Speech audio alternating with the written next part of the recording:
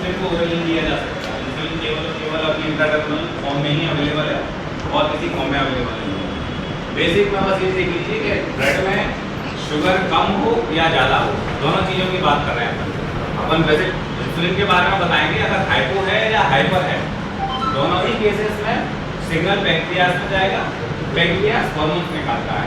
Insulin blood में sugar को balance करने के लिए कभी भी इंसुलिन अकेला नहीं निकलता है ना, जो पैंक्रियास का रेगुलेशन होता है। वैसे अपनी हाइपोथेसिस ये है कि शुगर बढ़ी तो इंसुलिन बढ़ेगा।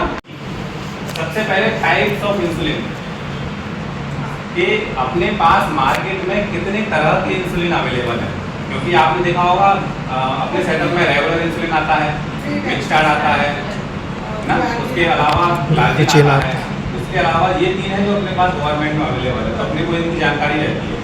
लेकिन बहुत सारे इंसुलिन हैं जो एडवांस फॉर्म में है, अल्ट्रा लॉन्ग एक्टिंग है, जो मार्केट में आते हैं, अपने पास गवर्नमेंट सप्लाई में नहीं आते कॉस्ट की वजह से। सबसे पहले उसमें नाम आता है रैपिड एक्टिंग का। रैपिड एक्टिंग मीन्स जब आप इस इंसुलिन को लगाओगे तो इसका जो काम है वो 5 से 15 मिनट के अंदर स्टार्ट हो जाएगा। ये ऑनसेट है, पीक नहीं है, यानी कितने मिनट में काम करना शुरू कर देगा। रैपिड को अल्ट्रा शॉर्ट एक्टिंग भी बोलते हैं। इनमें से कोई भी इंसुलिन अपनी गवर्नमेंट सेटअप में नहीं आता, क्योंकि ये महंगे आते हैं, है ना। अपने सेटअप में आता है रेगुलर इंसुलिन। रेगुलर इंसुलिन आता है शॉर्ट एक्टिंग की कैटेगरी में। रैपिड को बोलते हैं अल्ट्रा शॉर्ट, यानी कि जो शॉर्ट मीन्स इसका जो ऑनसेट है, इसका जो ऑनसेट ऑफ एक्शन है वो छोटा है, वो बहुत छोटा है। आपने इंसुलिन लगाया और 2 मिनट के अंदर अगर पेशेंट ने खाना नहीं खाया तो उसकी शुगर कम होना स्टार्ट हो जाएगी। जो शॉर्ट एक्टिंग होती हैं जिसमें अपना रेगुलर आता है, उसका जो ऑनसेट है वो 15 से 30 मिनट के बीच होता है, यानी कि उसको एक विंडो पीरियड मिलता है। अगर उसने 10 मिनट पहले इंसुलिन लगाया है तो 15 मिनट के बीच में कभी भी खाना खाएगा तो चलेगा। इसमें दिए आपने रिस्पेरेस्पार्ट, ये सामने जो लिखा हुआ है ब्रांड नेम है, किसी को काम का लगे तो याद कर लेना। दूसरे आते हैं लॉन्ग एक्टिंग इंसुलिन, जिसके बीच में कैटेगरी शॉर्ट एक्टिंग की है, रेगुलर वाली। वो एक्चुअली मार्केट में रेगुलर वाला चलता नहीं है, बहुत कम चलता है, तो उसमें है। लॉन्ग एक्टिंग में अपने पास ग्लाजिन आता है, मार्केट में लेंटस बासुजिन के नाम से आता है। ये सर अभी टाइप 1 के पेशेंट्स के लिए अवेलेबल है। इनका ऑनसेट देखिए आप 3 घंटे बाद शुरू होता है, यानी कि जब आप इंसुलिन लगाएंगे तो 3 घंटे बाद शुरू होगा, पीक पे नहीं जाएगा, शुरू होगा, मतलब थोड़ा थोड़ा इफेक्ट आना स्टार्ट होगा, है ना। बाकी डेटाबेस है और डेग्लूटेक है, ये मार्केट सप्लाई डेग्लूटेक आता है अल्ट्रा लॉन्ग एक्टिंग में, मतलब इसका जो ऑनसेट ऑफ एक्शन है वो और लंबा होता है। इसका पीक है जो और देर में स्टार्ट होता है और बॉडी में 48 आवर्स तक रहता है। जो ग्लाजिन लगाते हैं उसका एक्शन 24 आवर्स तक रहता है, मतलब आपने एक इंजेक्शन लगाया 24 घंटे तक चलेगा, 3 घंटे बाद शुरू करेगा तो 24 घंटे तक चलेगा। लॉन्ग एक्टिंग इंसुलिन में पीक नहीं आता, पीक लेस इंसुलिन बोलते हैं, है ना, क्योंकि ये बेस लाइन को मेंटेन करते हैं। इसलिए लॉन्ग एक्टिंग या अल्ट्रा लॉन्ग एक्टिंग दिन में केवल एक बार लगाए जाते हैं, वो 2 बार नहीं लगाए जाते, ठीक है। उसके बाद आते हैं अपने पास मिक्स प्रिपरेशन है। मिक्स में अपने पास इन तीनों में से कुछ नहीं आता। सब वाली में, गवर्नमेंट वाली में अपने पास आता है 30-70 वाला, है ना। वो इसमें लिखा नहीं, वो मैं आगे बताऊंगा 30, 70, 25, 75, 70 क्या मतलब। ये टाइप्स ऑफ इंसुलिन है जो अवेलेबल है। ये ग्राफ है बस ये देखने के लिए कि काम कैसे करता है। रेड वाला जो ग्राफ है ये है अल्ट्रा शॉर्ट एक्टिंग। उसके बाद येलो वाला है जिसमें अपना रेगुलर आता है, ये है short acting, rapid short acting insulin है। ये अल्ट्रा शॉर्ट, शॉर्ट, फिर इंटरमीडिएट और लॉन्ग या अल्ट्रा लॉन्ग, है ना। अल्ट्रा लॉन्ग में देखेंगे इसमें कोई पीक नहीं, जैसे कि ये ग्लाजिन है, ग्लाजिन में कोई पीक नहीं है, यहाँ से शुरू करेगा बिल्कुल फ्लैट लाइन जल्दी आती है। अल्ट्रा शॉर्ट एक्टिंग में सबसे बड़ी पीक अल्ट्रा शॉर्ट एक्टिंग की आती है। पीक का मतलब है इसका peak action. Peak action means तुरंत अपना कितने टाइम पे एक्शन कर रहा है, अपना एक्शन खत्म कर देता है, मतलब 4 से 6 घंटे के अंदर ये बॉडी से वॉश आउट हो जाता है। तो शॉर्ट एक्टिंग का 6 घंटे के बाद बॉडी में कोई रोल नहीं है, क्योंकि वो बाहर जा चुका है ना। तो कई लोग शुगर के मरीज आते हैं तो ये वाला इंसुलिन लेके आते हैं रेगुलर वाला, कि हमारे डॉक्टर साहब ने बोला है ये 2 बार लगाना है खाने के पहले, राइट। तो खाने के पहले रेगुलर क्या करेगा, उसकी जो पोस्ट मील स्पाइक्स होती है उसको कंट्रोल करेगा। लेकिन उसके बाद 4 घंटे बाद जब खाना डाइजेस्ट हो चुका है, एनर्जी डिस्ट्रीब्यूट हो चुकी है, उसके बाद इसका कोई इफेक्ट नहीं है। तो उस पॉइंट पे अगर वो मेडिसिन या इंसुलिन नहीं ले रहा है तो शुगर हाई रहेगी। रेगुलर इंसुलिन कभी शुगर को कंट्रोल नहीं करता, ये केवल और केवल खाने के बाद जो पीक होती है उसको कंट्रोल करता है, या फिर इमरजेंसी केसेस में जब आपको शुगर तुरंत कम करनी है तब इसका यूज है ना। मेंटेनेंस में इसका कोई यूज नहीं है। ये कंसंट्रेशन है मार्केट में, ये 3 कंसंट्रेशन पे इंसुलिन आते हैं। एक आता है 25-75, एक आता है 50-50, एक आता है 30-70। ये 3 प्रिपरेशंस अवेलेबल है।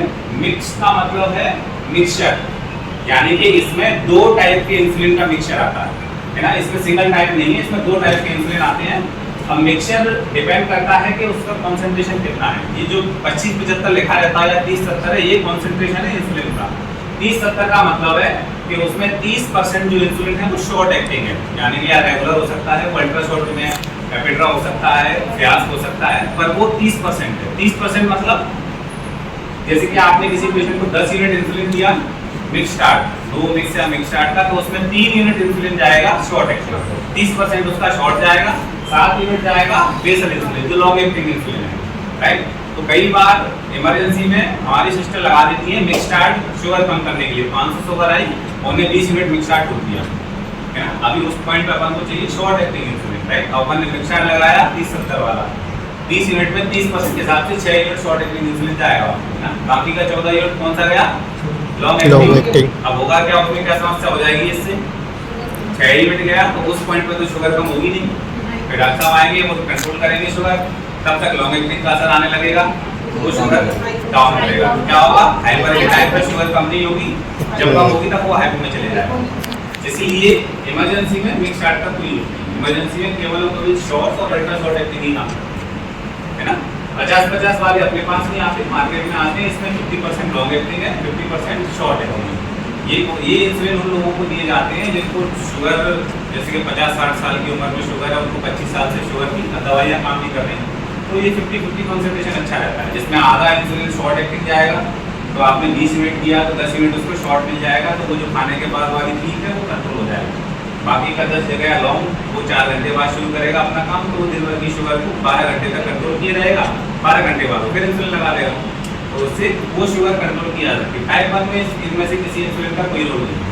टाइप 1 के जो पेशेंट हैं उनको मिक्स स्टार्ट कभी नहीं दिया जाता है ना, और गाइडलाइन में भी नहीं है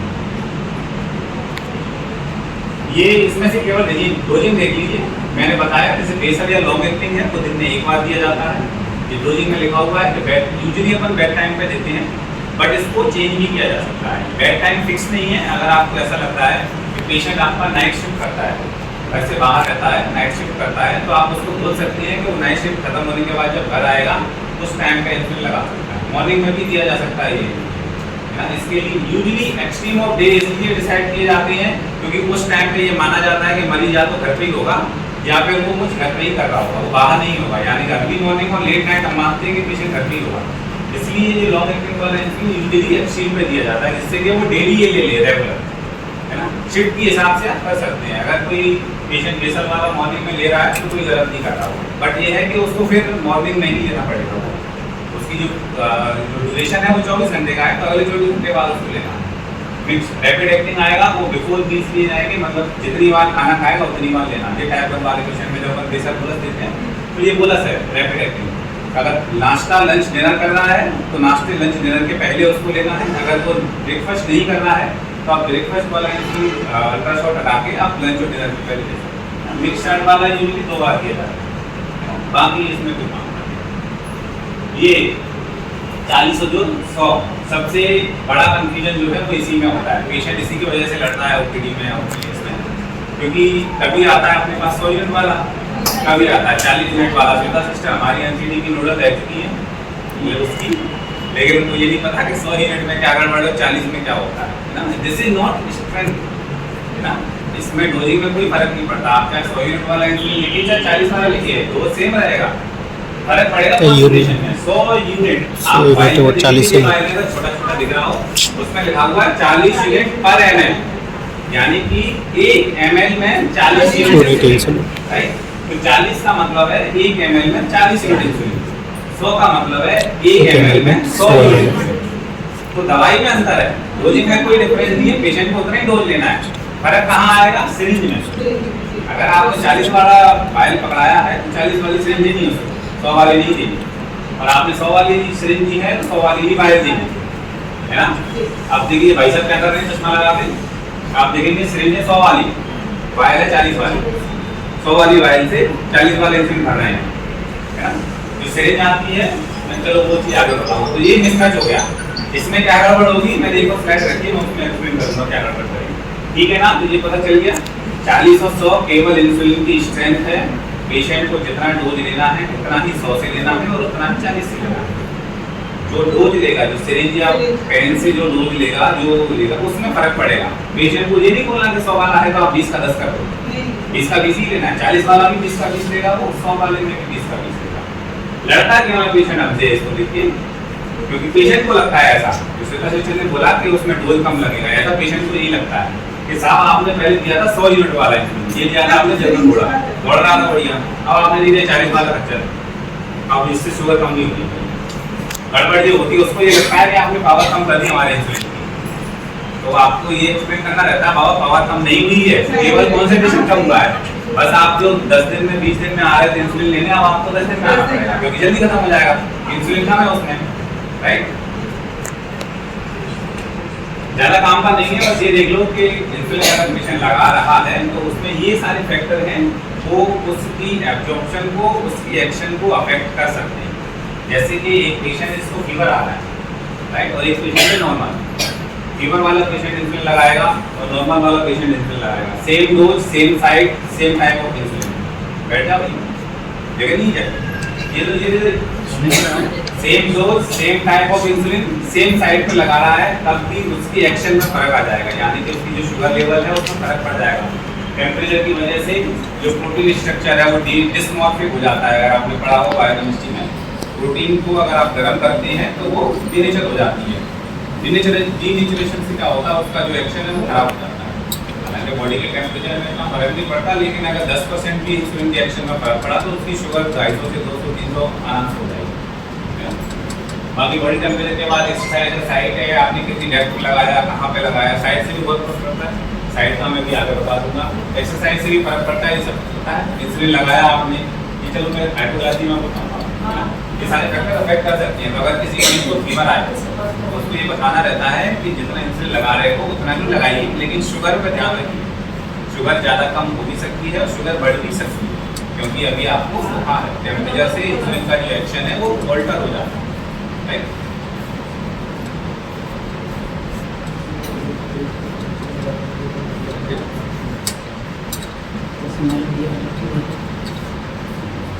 साइड, दो साइड सबको पता रहती है, थाइज में और पेट पे। ये सबको पता है कि यहाँ इंसुलिन लगता है। अपर आर्म्स में कुछ लोगों को पता रहता है कि यहाँ शोल्डर पे, अपर आर्म्स में आउटर वाली क्वाड्रेंट में आप लगा सकते हैं। बटक्स में भी लगाया जा सकता है, ये लोग यूजुअली मानते नहीं है। इंसुलिन ऐसा नहीं है कि वो यूटियल रीजन जो है वो IM इंजेक्शन के लिए ही बना है, वहाँ पे फैट पैड भी होता है, तो आप उसमें इंसुलिन भी लगा सकते हैं। बट आपको ध्यान रखना पड़ेगा कि वो जो इंसुलिन है वो इंट्रामस्कुलर ना आ जाए। अगर कोई ऐसा पेशेंट है जिसमें ये साइट अवेलेबल नहीं है, जैसे मान लो 1 का पेशेंट आ गया, 50% 1 है, हाथ और पेट पैर तो सब जल गया, पिछवाड़ा बचा, तो अब साइड वही अवेलेबल अपने लिए, वैसा नहीं कि इंसुलिन नहीं लगाएंगे, इंसुलिन लगाएंगे उस पॉइंट पे भी। बस आपको ध्यान रहेगा कि रखना पड़ेगा कि इंट्रामस्कुलर ना जाए, क्योंकि ग्लूट्स में जो मसल होती है, ग्लूटियस मैक्सिमस, मीडियस और माइनस, उसका बल्क बहुत बड़ा होता है, फैट कम होता है कंपेयर। फीमेल मेल की बात करें तो मेल में फैट और कम होता है कंपेयर टू फीमेल, तो उस पॉइंट पे इंट्रामस्कुलर जाने की रिस्क बढ़ जाती है। अगर आप इंसुलिन, ये एब्डोमेन का तो सबको पता ही है, कहाँ कैसे लगाना है मैं आगे बता दूँ। थाइस में और आर्म्स में हमेशा आउटर क्वाड्रेंट्स में लगाया जाता है, सामने नहीं लगाना है, बिल्कुल लेटरल साइड लगाई जाती है। लेटरल साइड इसलिए लगाई जाती है क्योंकि यहाँ पे एडेक्टर बड़ी मसल होती है, एडेक्टर मैगस बोलते हैं, उसमें फैट कम होता है, साइड में फैट ज़्यादा रहता है, इसलिए अपन को फैट में डालना है, मसल इसमें नहीं डालना है।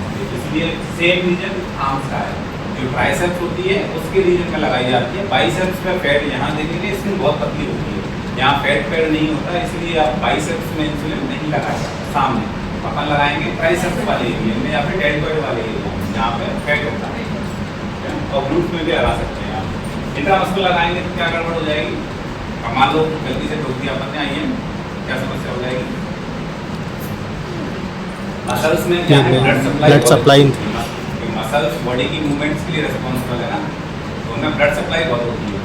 आपने इंसुलिन लगाया, सीधा मसल में इंजेक्ट किया, तो क्या होगा, मसल से इंसुलिन पूरा डेवलप हो जाएगा, ब्लड में सीधा ब्लड में आ जाएगा, विदिन मिनट्स वो ब्लड में आएगा और विदिन मिनट्स उसका एक्शन स्टार्ट हो जाएगा। ब्लड में जैसे ही आया तुरंत उसका एक्शन स्टार्ट हो जाएगा। क्या होगा, पेशेंट को हाइपोग्लाइसीमिया, कुछ पेशेंट्स इससे एलर्जी भी हो जाती है, रिएक्शन भी हो जाती हैं। अगर इंसुलिन प्रोसेस या फिर क्या बोलना चाहिए मॉडिफाइड डीएनए का इंसुलिन है, जैसे डेग्लूटेट लगा रहा है जो पेशेंट या फियास्प लगा रहा है जो अपने पास नहीं है, उससे कई बार ड्रग एलर्जी भी हो जाती है। इंजेक्शन टेक्निक सेम है, जैसा आप सब लोग इंजेक्शन लगाते हैं, सेम इंजेक्शन इंसुलिन का है। सारी प्रोसेस नहीं है, हाथ धो लो, भैया वाइल साफ कर लो, फिर हवा हटा दो, हवा डाल के इंसुलिन खींचा आपने, फिर देखा उसमें सही आया है कि नहीं। यहाँ से थोड़ा चेंज हो जाता है। जो इंट्रामस्कुलर इंजेक्शन है वो यूजुअली 90 डिग्री पे लगता है, आप परपेंडिकुलर ही लगाते हैं स्किन पे, या जिस मसल में लगा रहे हैं उस मसल की डायरेक्शन के परपेंडिकुलर ही लगाते हो। इंसुलिन 45 to 90 डिग्री का एंगल पर लगाया जा सकता है, डिपेंड्स कि पेशेंट कितना पतला कितना मोटा है ना, मतलब उसका एंगल ऑफ इंजेक्शन है वो चेंज हो जाता है। बस यूजुअली 90 डिग्री पे ही लगता है, क्योंकि हम मान के चलते हैं एवरेज पर्सन है तो उसमें जो फैट पैड है, जो फैट का जो पैड है वो ठीक ठाक थिकनेस में है, उसमें अगर आप 90 डिग्री पे लगाएंगे तो सीधा फैट नहीं जाएगा, वो इधर उधर नहीं जाएगा। बट कोई मरीज है वो ज़्यादा ही कमज़ोर है या कुछ है वो ज़्यादा ही ओबेज है तो आप एंगल इधर उधर कर सकते हैं। बाकी सब प्रोसेस पूरी सेम है। वायल को भी क्लीन करना रहता है, इसमें एक प्रिकॉशन ये है। दूसरा प्रिकॉशन है सिरिंज को साफ नहीं करना रहता। जो इंसुलिन की जो सिरिंज होती है उस पर कॉटन या अल्कोहल या स्प्रिट नहीं लगाना रहता है। ये सर्विस कीजिए, केवल साइड क्लीन करनी होती है, ठीक है। कोई क्वेश्चन कोई सवाल अभी तक सवाल पूछते रहे। ये यहाँ क्या समस्या हुई है भाई साहब का, क्या किया इन्होंने इंसुलिन लगा रहा है, टाइप 1 का पेशेंट है, क्या गड़बड़ की इसने? इसने 2 पॉइंट चुन लिए आपने, बोले मेरे को ये लगाना है, वो एक ही जगह पे लगवा रहा था। 2 बार एक है ना, तो स्प्लिट का स्ट्रक्चर चेंज हो गया। ये क्या है, ये जो दिख रहा है ये दिस इज फैट में क्या हुआ, आपने सेम साइड पे बार बार निडल फिट करने की वजह से क्या हो जाती है, लाइपोडिस्ट्रॉफी हो जाती है, यानी कि फैट का डिकम्पोजिशन हो रहा है। तो वहाँ पे क्या बनेगा, फैट का एक लंप बन गया। तो 2 साइड चुनी, 2 ही जगह लगाया जा रहा है, एक यहाँ एक यहाँ एक यहाँ एक यहाँ, तो ऐसे करके यहाँ डिस्ट्रॉफी हो गई। अब लाइपोडिस्ट्रॉफी होने से क्या समस्या हुई है, लिपोडिस्ट्रोफी दिक्कत होगी। जब इसमें लगाएगा तो अब्सॉर्ब भी नहीं होगा, लंप बन गया है, सप्लाई नहीं है। लंप मीन्स ऐसा मास है जिसका बॉडी से ज़्यादा अटैचमेंट नहीं है, इसमें लगाएगा उसका असर नहीं आएगा। कई पेशेंट ऐसे भी आते हैं टाइप 1 वाले, वो साइड रोटेशन उनको अच्छा नहीं पता रहता ना, तो वो एक पॉइंट पे लगाते रहते हैं, तो आप फैट इकट्ठा हो जाता है। मतलब एक साइड रहेगा तो देखेंगे आप कुछ एक साइड का बड़ा मास दिख रहा है, तो उसी में लगाते रहते हैं, क्योंकि उससे पेन भी कम होता है, रेजिस्टेंस कम हो जाते हैं ना, दर्द कम होता है, तो पेनलेस के चक्कर में वहीं रुकते रहता है, तो शुगर बढ़ना शुरू हो जाती है। इसको बोलते हैं लाइपोडिस्ट्रॉफी। सही टेक्निक क्या है, पेट लेके नाभि वाला एरिया है बीच वाला, 2 उंगली से नापते हैं अपन, 1.5 इंच या 2 इंच बोला जाता है, 2 उंगली सबके लिए कॉमन। 2 उंगली से नापेंगे, नाभि के चारों ओर एक सर्कल बनाएंगे, वो सर्कल छोड़ देना है। एक सर्कल छोड़ने के बाद आप पूरे एब्डोमेन को 4 क्वाड्रेंट में डिवाइड करेंगे और हर क्वाड्रेंट को 4 क्वाड्रेंट में डिवाइड करेंगे। यानी कि देखो जैसे यहाँ पे हमने ये पूरा इसका बेल एरिया 4 में डिवाइड किया आपने, उसके बाद हमने ऊपर वाले को भी 4 में डिवाइड किया। तो इस तरह से अपने पास 16 क्वाड्रेंट्स हो जाएंगे, 16 स्क्वायर हो जाएंगे, 16 एरिया है। अब अगर पेशेंट हर एरिया में एक बार इंसुलिन लगाएगा तो जो सेम साइड है वो 16 दिन बाद रिपीट होगी। अगर वो दिन में 1 बार लगा रहा है तो दिन में 4 बार लगा रहा है तो 4 बार, चौथे 5वें दिन रिपीट होगी, राइट। तो साइड रोटेशन आपको पेशेंट को जरूर समझाना है। पेशेंट भूल जाते हैं कि यार पिछली बार पता नहीं यहाँ पहली में लगाया था, तीसरे में लगाया था, तो पेशेंट भूल जाते हैं। पेशेंट को याद कैसे दिलाएंगे, एक ही डायरेक्शन में चलना है, या तो घड़ी की दिशा में चलो या घड़ी के अपोजिट चलो, गलत नहीं करना है। सुबह आपने 1 पे लगाया तो अगला 2 पे लगना चाहिए, है ना, इस वाले 2 पे लग गया, मैं अगला 2 पे लगना चाहिए। प्रेशर वाला 4 पे टाइमर 1 बार लगा रहा है, 2 पे हाथ लगा लिया और छोड़ के कल लगा, है ना। साइड रोटेशन क्यों इम्पोर्टेंट है, डिस्टर्ब नहीं लगाएगा तो ये हो जाएगा, लगाएगा तो सब बना रहेगा, इंसुलिन भी प्रॉपर एब्जॉर्ब होगा, फैट का भी इशू नहीं आएगा, राइट। नाभि वाले एरिया का छोड़ के अपन पिंडी में लगा दूं तो क्या हो जाएगा, कोई मतलब नहीं है। पिंडी में लगा दिया एक्चुअली क्या हो जाएगा, कौन बताएगा? लगाया किसी ने कभी अपनी लगा दिया, नहीं लगाया सर, देखा है सर पेशेंट जो अमेरिका में हाँ लगा अमेरिकन एरिया में एक्चुअली लगा रहा है। मेडुसा का नाम होता है मेडुसा, पैटर्न नहीं देखी किसी ने मेडुसा, इसके सर पर बाल सांप होते हैं इसके बाद। तो अम्बिलिकस में कैपुट मेडुसी करके केपेट मेडुसा। वीनस सिस्टम होता है, सिस्टम होता है, ऐसे अम्बिलिकल एरिया का भी होता है, उसको कैपुट मेडुसी बोलते हैं। मेडुसा मतलब ऐसा सर जिस पर सांप लटके हुए, बहुत सारे गुच्छे हैं, सांप के गुच्छे हैं। तो यहाँ पर वीनस का एक पूरा सिस्टम होता है, उसका एक क्लस्टर होता है। आप इंसुलिन यहाँ ठोकेंगे तो बहुत हाई चांसेस है कि वो या तो वो आईवी चले जाएगा, सीधा बीन में ही चले जाएगा, आप देना नहीं चाहते बट सीधा बीन में जाएगा। या फिर आपने जो नीडल लगाई अगर उसमें ए सेप्सिस या फिर इन्फेक्शन कंट्रोल नहीं रखा तो आप इन्फेक्शन डाल देंगे उसको, और वो इन्फेक्शन क्या जाएगा, सीधा बीन में जाएगा, बीन से सीधा ब्रेन में जाएगा, ब्लड ब्रेन में चले जाएगा, ब्लड तक ले जाएगा, हार्ट में, हार्ट सीधा ब्रेन में भेज देगा, है ना? क्या हो जाएगा उसको, इसलिए अम्बिलिकल वाला जो एरिया है उसमें आपको कोई भी मैनिपुलेशन नहीं है, वो एरिया खाली छोड़ देना। डायग्रामेशन सब ओके, 4 क्वाड्रेंट, 4 में से हर क्वाड्रेंट 4 क्वाड्रेंट, है ना? टोटल 16 मिलेंगे, फिर उसको समझा दो मुझे मान। अब अगर आपने मेडुसा में तो नहीं लगाया, मतलब अम्बिलिकल एरिया तो छोड़ दिया है, लेकिन दूसरे एरिया में लगाया पर गलत लगाया है, गलत से मतलब एसेप्टिक, आपने अनक्लीन इंजेक्शन लगा दिया, या फिर आपने नीडल जो यूज करी वो उसमें हाइजीन या क्लीननेस का ध्यान नहीं रखा गया, या नई नीडल आई वो कहीं टच हो गई और आपने देखा नहीं और वो आपने इंजेक्ट कर दिया, क्या होगा, आपने इन्फेक्शन डाल दिया, इन्फेक्शन होने लगेगा और ब्लिस्टर्स बन जाएंगे, एब्सेस बन जाएंगे, इस टाइप का। कई बार नीडल क्लीन होती है, नीडल में कोई दिक्कत नहीं है, लेकिन बाइल में दिक्कत आ जाती है। ब्लैक दिख रहा है आपको, नमी हुई है, बाइल तो अभी एक बार में तो इस्तेमाल होगी नहीं, है ना? इसको तो टाइम लगेगा, खत्म होने में 20 दिन रखनी है अपन को, तो इस पर डस्ट इकट्ठी जाती है। जब आप इसमें से इंसुलिन ड्रॉ करते हैं, विड्रॉ करते हैं, तो इंसुलिन के साथ साथ उसमें से बैक्टीरिया भी आ जाते हैं, वो बैक्टीरिया निकाल के पेट में घुसेगा। अपन ने लगाया है इंसुलिन का सबक्यूटेनियस, है ना, पेट में लगाया है, बैक्टीरिया इकट्ठा हो जाएगा, बाहर निकलने जगह तो है नहीं, बस वहीं इकट्ठा होकर एब्सेस क्रिएट कर देगा, तो क्या होगा, लम्प बन जाएगा, एब्सेस बन जाएगा। करना क्या है इसमें, सेम जैसा आप इंजेक्शन के लिए प्रैक्टिस करते हैं वही करना है। साइड साफ करनी है, एरिकल से कर लो तो सुखा देना है, स्पीड से कर लो तो 2 मिनट वेट करना है, बस, है ना? और जो इंसुलिन वायल का जो टॉप है, जो हेड है, उसको भी क्लीन करना है साथ में, उसके बाद उसमें से इंसुलिन ड्रॉ करना है। क्लीन करते टाइम ध्यान रखें कि जो आप क्लीन कर रहे हैं क्लीनिंग मटेरियल अंदर नहीं जाना चाहिए, जो इसलिए अपने पास जो बटन स्वेब आती हैं, जो एसेप्टिक स्वेब आती है, उसी से क्लीन करना रहता है, उसमें लिक्विड कम रहता है। सबसे जरूरी चीज़ नीडल को साफ नहीं करना है, इंसुलिन वाली जो नीडल है उसको साफ नहीं करना है, उस पर कोई भी स्प्रेड अल्कोहल या कुछ नहीं लगा, वो आपको ही मेंटेन करना है उसकी हाइजीन।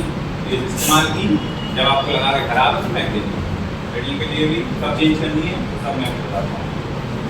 उसके बाद सबसे एक गलती तो काफ़ी लोग करते हैं, जैसे अपन इंट्रामस्कुलर इंजेक्शन लगाते हैं या वैक्सीन लगाते हैं, तो यूजुअली वैक्सीन लगाने के बाद अपन बोलते हैं थोड़ा सा रगड़ लो, है ना, जैसे दबा लो, तो ये काम अपन इंजेक्शन में करते हैं, इंसुलिन के लिए कभी नहीं, क्योंकि इंसुलिन बहुत डेलिकेट मॉलिक्यूल है, आपने जरा सा मैनिपुलेशन किया वो तुरंत नीचे चल जाता है। और अपन ने उसको फैट में डिपोजिट किया है, मसल्स में नहीं किया। अगर आप उसको रब करेंगे या मसाज करेंगे तो वहाँ की ब्लड सप्लाई तो लिमिटेड है, उससे उसको कोई फर्क नहीं पड़ना। इंट्रामस्कुलर इंजेक्शन में जब आप मसाज करते हैं तो क्या होता है, थोड़ी सी ब्लड फ्लो बढ़ जाता है। आपने जो वैक्सीन दिया है, जो एंटीबायोटिक दिया, उसका एब्जॉर्प्शन तेज हो जाता है, बॉडी में उसका रिस्पॉन्स अच्छा आता है, इसके लिए मसाज किया है ना। इंसुलिन के लिए मसाज कर देते हैं, राइट। पता क्या है, मसाज नहीं करनी है, और इंसुलिन लगाने के बाद एक्सरसाइज नहीं करनी है, एक्सरसाइज नहीं करनी है, अब्जॉर्प्शन नहीं होगा। एक आदमी है जिम जाता है डेली, टाइप 1 डायबिटीज का पेशेंट है, सुबह नाश्ते हाइपो में चला जाता है, अब्जॉर्प्शन जल्दी हो जाएगा सर। देखो रूटीन एक्सरसाइज कर सकते हैं, रूटीन एक्सरसाइज में कोई मनाही नहीं है।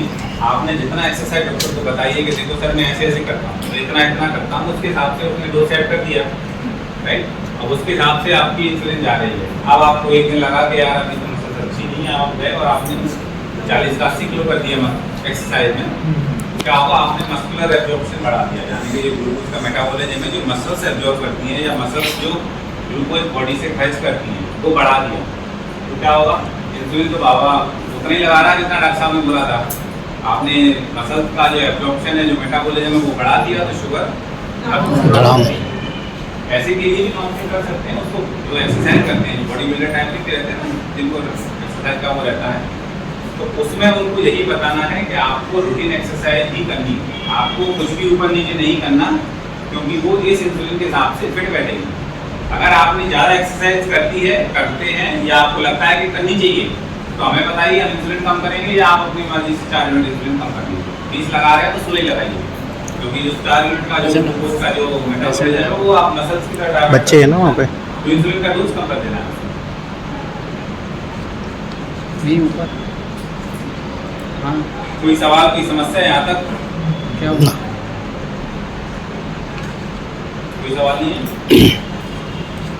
हुआ क्या बताऊँ? इंसुलिन कैसे लगाया जाता है ना, बहुत जल्दी नहीं, चलो एंगल आपको पता है, साइड आपको पता है, अब इंसुलिन डालना कैसे सब है? लगा दो।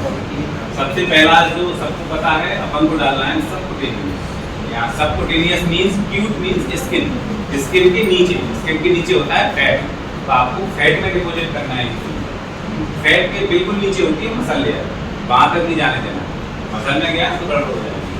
क्या गड़बड़ होती है? ये इंसुलिन नेडल हमारी, हमारे पास HIV या TB का पेशेंट आ गया है ना, बॉडी में है ही नहीं, ना फैट है ना मसल है, स्किन है, एक्टिव लगती हुई है, आपने इंसुलिन लगाया 90 डिग्री पे लगाते हैं, फैट होगा वो सीधा जाके मसल के अंदर चले जाए, राइट।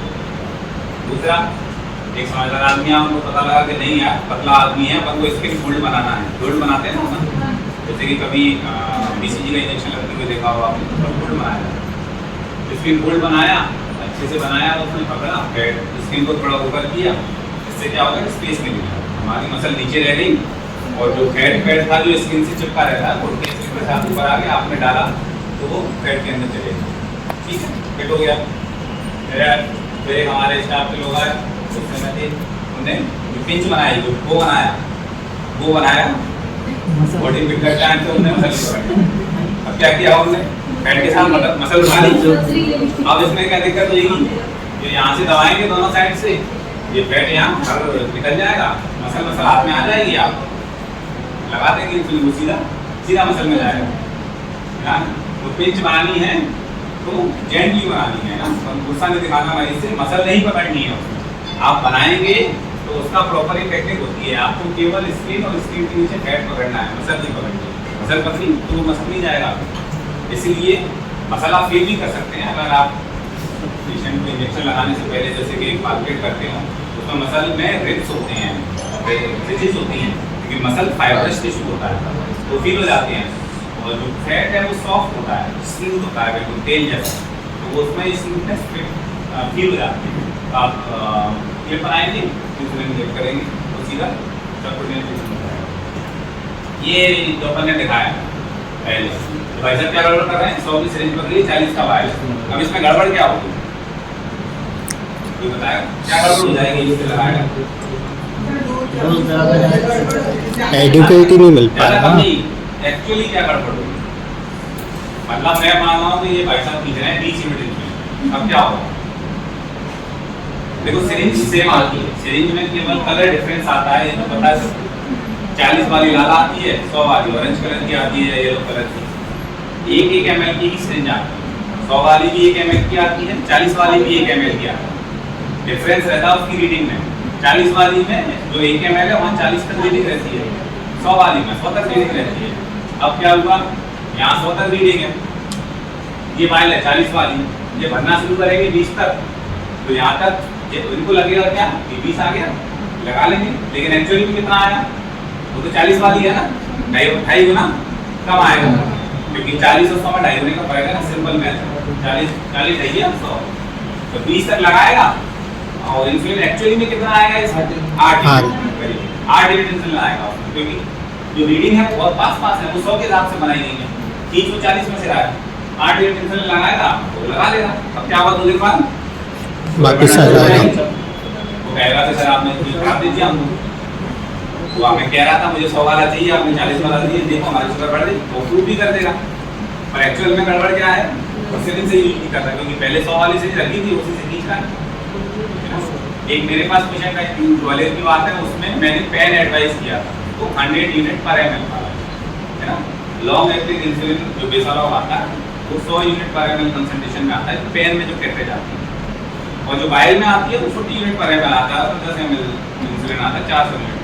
तो उनका पेन की कैरेज खत्म हो गई, तो उन्होंने पैसे बचाने के लिए क्या किया, उसमें से खींचा 40 वाले में से वो कैरेज कर दी सिरिंज से, और पेन में लगा के वो इस्तेमाल करना शुरू कर दिया। अब फिर मिसमैच हो गया, पेन बनाया 100 के लिए, इंसुलिन लगा दी 40 वाला, अब उससे लगाया और शुगर उनकी 350 से नीचे ही जाए। वो बोलेगा सर देखो पता नहीं क्या हो गया, वो बताने को बताए कैसे, ये उनकी उन्होंने पैसे बचाने के लिए किया है, वो बताया थोड़ी कि सर मैंने पैसे बचाने के लिए ऐसा किया है। जब आप देखें इसमें करते हो कि नहीं कुछ ना कुछ तो गड़बड़ हुई है, तो उनके हस्बैंड ने बताया, उन्होंने नहीं बताया कि सर ऐसा कर रही है 40 वाला इंसुलिन है, सिरिंज से भर रही है। ठीक है ना, तो इसमें 2.5 गुने का अंतर पड़ जाएगा। इसका उल्टा करेंगे अपन, 100 वाली वायल लिया, 40 वाली सिरिंज पकड़ा दी, जो सबसे कॉमन गलती अपने यहाँ होती है, क्योंकि अपने पास 40 यूनिट वाली वायल सिरिंज ज़्यादा है, 100 वाली कम आती है, और वायल कभी भी घुस गया है। अपन ने 100 वाली वायल दी, 40 वाली सिरिंज दी, तो अब क्या हुआ, यहाँ तक रीडिंग आएगी 40 1 ml में, वायल है 100 वाली, 20 मिनट लगानी है, उसने खींचा 40 वाली नहीं 20 तक यहाँ आएगी, बोले 20 मिनट आ गया, पर एक्चुअल में कितना आया 20 का टाइम बना 50 मिनट, रोक लेगा बाबा टाइम हो जाएंगे, है ना। 50 मिनट इंसुलिन एक बार में लगाया, आने लगेगी। ठीक है, तो ये मिसमैच नहीं करना है। सिरिंजेस आधा ml में आती है, 1 ml में आती है, मोस्ट कॉमन 1 ml में आती है। ये यूनिट्स लिखी हुई है, देखिए जैसे आपने 100 ml वाली सिरिंज ली, उसमें अगर आपने 0.1 लिया 10 मिनट आएगा, 40 वाले में 0.1 लेंगे 4 मिनट आएगा। सिंपल कैलकुलेशन है। सिरिंज का कलर याद रखना है, इसमें अगर आपको कलर दिख रहा हो ये ऑरेंज ये रेड, इसी कलर में आती है, ये यूनिवर्सल है, हर जगह यही आती है। हाँ सिरिंज में क्या रहा हो, साइज देखो दोनों सिरिंज का बिल्कुल सेम है ना, 1 ml की ही सिरिंज आती है। इसमें इसका कलर है, कैप का कलर इसमें ट्रांसपेरेंट येलो जैसा है, मार्केट में इस टाइप का येलो आता है, कैप इसमें शायद कैप नहीं लगी है, येलो वाली है ना, ऑरेंज कलर में आती है। ठीक है चलिए, अच्छा जी आपको बताऊँ, मैं बताऊँ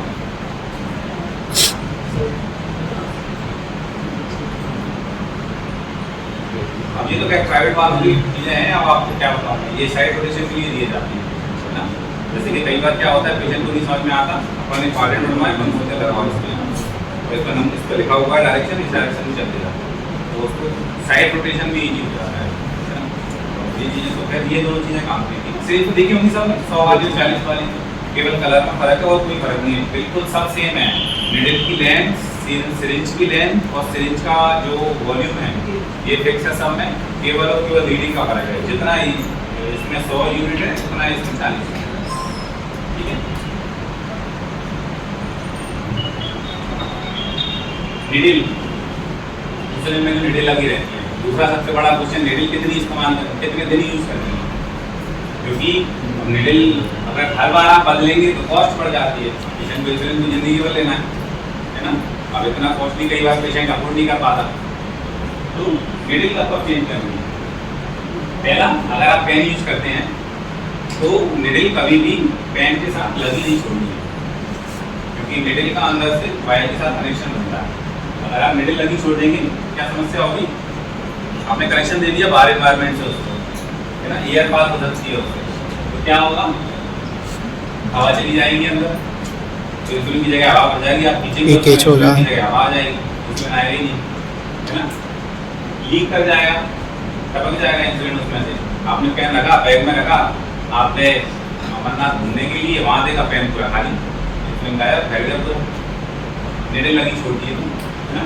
तो क्या करना है, एयर लीकेज और टेम्परेचर चेंज को कंट्रोल करने के लिए जब भी आप पेन इस्तेमाल करें तो निडल को कभी लगाना चाहिए। इंसुलिन लगाया उसके बाद निडल को वापस कैप करें, कैप लगा के और उसको वापस अपनी पोजीशन करें। जो पेन आते हैं उसकी जो बॉक्सेस आती है उसको निडल लगने के लिए भी स्पेस आता है, तो उसमें रख सकते हैं, पर उसमें पेन में लगा हुआ नहीं छोड़ना। ये निडल की टिप है, इसको जूम करके दिखाया गया है, ये इंसुलिन जो निडल है उसकी टिप है। ये देखो सबसे ऊपर लिखा हुआ नई निडल जो रहती है, ये उसकी टिप है, बिल्कुल स्मूथ और शार्प होती है। दूसरे पे अपन ने उसको एक बार इंसुलिन लगाया, तो अगर आपको दिखा हो तो वो टिप में छोटा सा पेन डाल दिया, बिल्कुल छोटा सा, है ना। ये मैं जो ये पेन है, अगर किसी ने बॉक्स में सामने देखा ही होगा, इसमें नीडल रखने के लिए स्पेस आते हैं, ये पेन रखने के लिए स्पेस आता है, कैटरेज ये सब में आता है, जितने भी कंपनी के पेन आते हैं सब इसमें स्पेस देती है, जिससे स्टोरेज प्रॉपर रहे और ये हमेशा थर्मोकोल में रहता है। कभी ये हीट रेजिस्टेंट होता है, इसमें टेम्परेचर सेट रहता है, क्या। तो आप यहाँ पे नीडल अगर 3 नीडल रखते हैं तो आप इससे 10 बार इंसुलिन लगा सकते हैं। अगर आप ट्रैवलिंग पे या घूमने जाते हैं तो आप इसका इस्तेमाल कर सकते हैं। इसमें एक कैटरेज रख सकते हैं। ये पेन डिवाइस तो सबने देखी होगी, ये वो ये सर रीयूजेबल है ना, जिसमें कैटरेज चेंज करना सबको आता है। ये इसकी स्लाइड इसमें नहीं है। ये पेन है, ये खुल गया बीच में से, पेन से जैसे खुलती है ना, सेम वैसे ही खुलता है। यहाँ आप पेन लगाएंगे, इसको वापस से पैक करेंगे, ठीक है, लॉक लगाएंगे, यहाँ कैटरेज आ गई। यहाँ आगे निडल लगती है, इसका जो चुड़ियाँ दी हुई है यहाँ पे निडल फिट होती है। आगे निडल लगाएंगे, पीछे डायलर है इसका, यहाँ से अपन इंसुलिन का जो डोज है वो डायल करेंगे। जिन लोगों को इंसुलिन का डोज ज़्यादा लगता है वो कई बार क्या है, जैसे किसी को 30 यूनिट इंसुलिन लग रहा है, अब ये तो हिस्सा बाहर आ गया तो लोगों को क्या लगता है कि अपन ने ये दबाया तो इसी कैटरेज खाली हो जाएगी, तो ऐसा नहीं होता है। इसमें जो हिस्सा बाहर आ रहा है वो कैलिब्रेटेड पेन है, वो मतलब कंपनी ने उसको कैलिब्रेट करके दिया है। उसमें ऐसे कोई दिक्कत नहीं है कि ये कितना बाहर आ गया कितना अंदर चला गया, बताने की बात नहीं। जितना इंसुलिन बोला गया है अंदर पॉइंट होता है, उसको पॉइंट करके दबा देना है, राइट। इंसुलिन लगाया आपने, दबाया, दबाने के बाद आपको 101 से लेके 110 तक काउंट करना रहता है, मतलब 10 सेकेंड वेट करना रहता है। वो अपन क्यों करते हैं? अच्छे से 100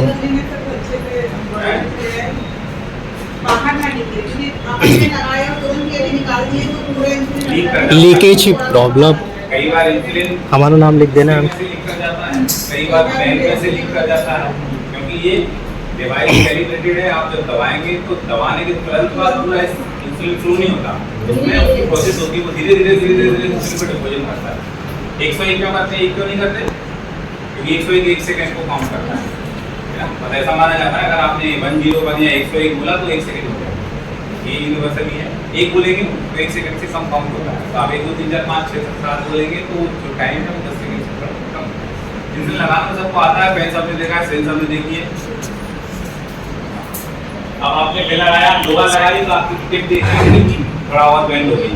अब इसमें क्या समस्या आती है? टिप बेंड होने से टिप शार्प नहीं है ना, तो आप तीसरी बार जब लगाएगा तो क्या होगा? पेन होगा उसको लगेगा कि दर्द बहुत हो रहा है, पहले नहीं हो रहा था, अब लगा रहेगा। जो आखिरी वाली इमेज है वो 6 बार लगाई, पूरी मिडिल पे सेरेशंस आ गए हैं, टिप बिल्कुल बेंड हो रही है। अब टिप के बेंड होने से क्या होता है, जो मिडिल की कैविटी है जहाँ से इंसुलिन बाहर निकलता है उसमें भी कई बार सेरेशंस आ जाते हैं, तो इंसुलिन डिलीवरी में भी दिक्कत आ जाती है।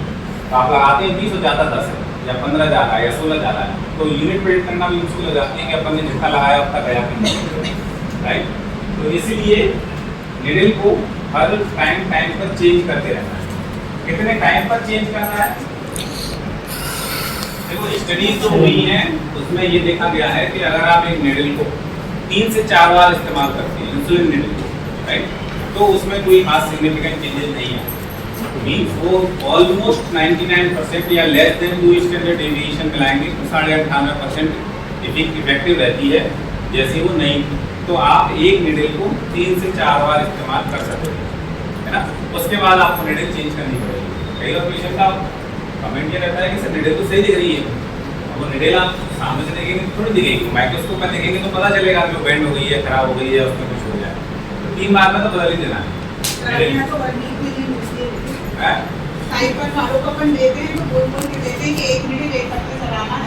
एक हफ्ते में क्या तो टाइप 1 वाले ना 2 तरीके का इंसुलिन लगा रहे होते हैं, एक बेसल एक बोलस, दोनों के लिए निडल अलग-अलग चाहिए।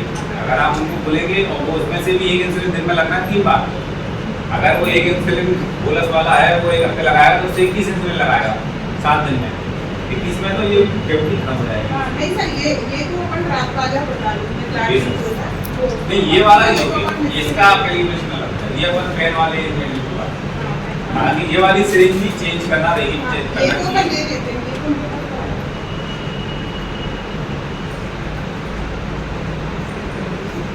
इसलिए लगा रहे हैं भाई साहब, जल्दी में है ऑफिस जाना, समझ 10 वाला कपड़ा क्यों हटाना होता है?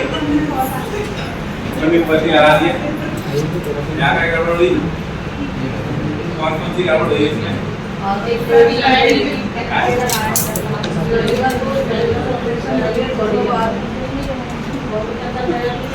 हाँ, एक तो इन्फेक्शन डाल दिया, कपड़ा है ऊपर, डिटेल से कपड़े को टच करेगी, वो बैक्टीरिया पकड़ेगी, पकड़ते हुए अंदर ले जाएगी। और दूसरा, कपड़ा है बीच में, इसमें लगाएंगे तो आधा कपड़े में जाएगा, आधा उसमें जाएगा अंदर, है ना?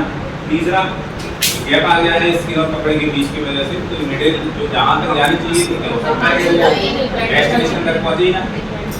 अपन को लगाना इंटरडर्म, सबक्यूटेनियस इंटरडर्म चला रहे हैं, अब प्रोटीन है तो इंटरडर्म नहीं लगा सकते आप, तो रिएक्शन हो जाएगा। तो कपड़े के ऊपर से नहीं लगाना है, मुझे तो समझाना होगा, कपड़ा तो बनाना पड़ेगा। उसमें अच्छा नहीं चाहिए, इससे क्या डिटेल भी खराब हो जाती है। कपड़े को गैस करने में एक बार भी जाएगी, टूट भी जाती है कई बार, बहुत फाइन आती है। इंसुलिन के बारे में सारा एक कॉमन कॉम्प्लिकेशन है, वो मैंने नहीं हो गया। 70 के नीचे शुगर आ रही है मीन्स हाइपोग्लाइसेमिया। इसमें कैटेगरीज भी होती है, मैंने वो स्लाइड हटा दी है, आप तो एक रफली वैल्यू याद रखेंगे तो वो ज़्यादा अच्छा है। अपने पास रीडिंग उसमें आती है मिलीग्राम में, 70 वाली रीडिंग आप मिली मोल्स में लेयर में आती है, 4 लेस देन 4 होता है, ये less than 4 is equal to less than 70। 70 से कम हुआ पेशेंट हाइपोग्लाइसेमिया, ठीक है। हाँ, अगर पेशेंट को सिम्टम नहीं है, पेशेंट की रीडिंग आ रही है 65, 50 आ रही है, 55 आ रही है, तो बोलेंगे हाइपोग्लाइसेमिया, पेशेंट बैठा पड़ी करके वो कोई दिक्कत नहीं। तो हाइपो है कि नहीं है?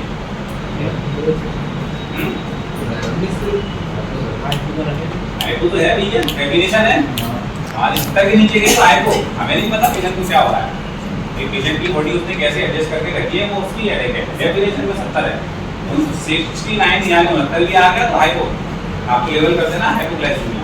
और हाइपोग्लाइसेमिया लेवल किया तो आपको उसको ट्रीट भी करना है, ऐसा नहीं है कि सिम्टम नहीं है तो आप उसको ट्रीट नहीं करेंगे, आपको उसको ट्रीट भी करना पड़ेगा, क्योंकि हाइपोग्लाइसेमिया ब्लड में है तो दूसरे कैस्केड स्टार्ट हो जाते हैं। पेशेंट्स में इस्कीमिया के चांसेस बढ़ जाते हैं, चाहे वो ब्रेन में हो चाहे हार्ट में हो, मतलब अटैक आने के चांसेस बढ़ सकते हैं। इसलिए 70 के नीचे आई तो हाइपोग्लाइसेमिया है, और आप अपना हाइपोग्लाइसेमिया ट्रीट करने वाला प्रोटोकॉल फॉलो कर छोड़ेंगे नहीं। पेशेंट कह रहा है मेरे को कोई दिक्कत नहीं, तो लगा रहे हैं, बोले नहीं दिक्कत तो शांति से बैठो, लगाना तो पड़ेगा, है ना? 70 के ऊपर तो ले जाना। और जिस क्या हो सकते हैं कारण, इंसुलिन, ये सारे पेशेंट इंसुलिन वाले हैं जो इंसुलिन लेते हैं, मतलब टाइप 1 वाले मान लो, है ना? भाई ने खाना नहीं खाया, इंसुलिन लगा दिया, है ना?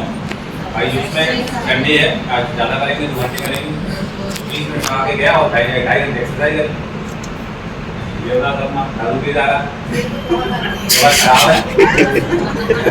ये बात इसमें तो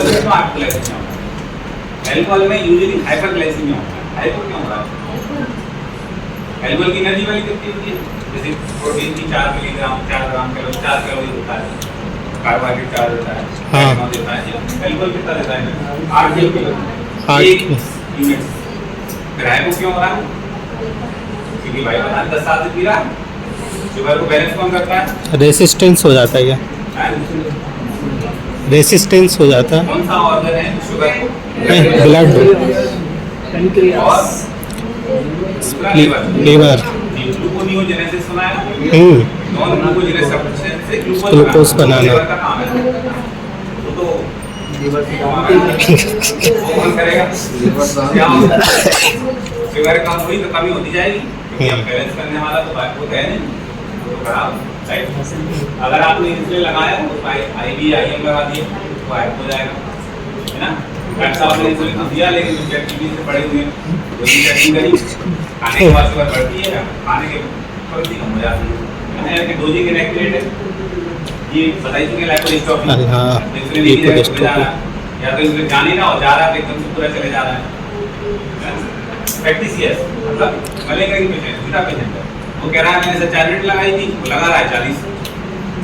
ये लोग कहते हैं पीवीएस में यूजली बहुत होता है, प्लस अटेंशन सीकिंग के लिए समीक्षा, जिससे कि हमें पेरेंट्स का या फिर सिंगल पेरेंट्स का ज़्यादा अटेंशन मिले, ज़्यादा लाड मिले, तो क्या जबरदस्ती बीमार होते हैं।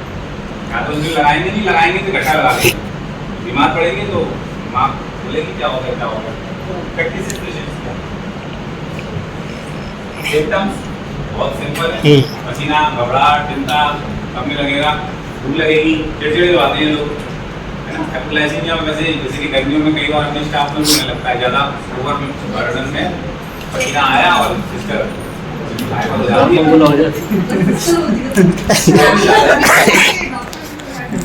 सब हो जाते हैं। सिस्टर अभी हमारे तो कोई माता पे क्या बनाते हैं, सब जाके खाने को बात है। हैं? बिना सिम्टम के होते हैं सर, नर्सेस साहब बिना सिम्टम के होते हैं। तब हम सिम्टम की बात करें, बीमारी की बात करें, बिना सिम्टम वाला वो अलग चीज़ है। बिना symptoms हाँ, ठंडा नहीं आया तो छोटे कुछ तो रीजन होता है ना।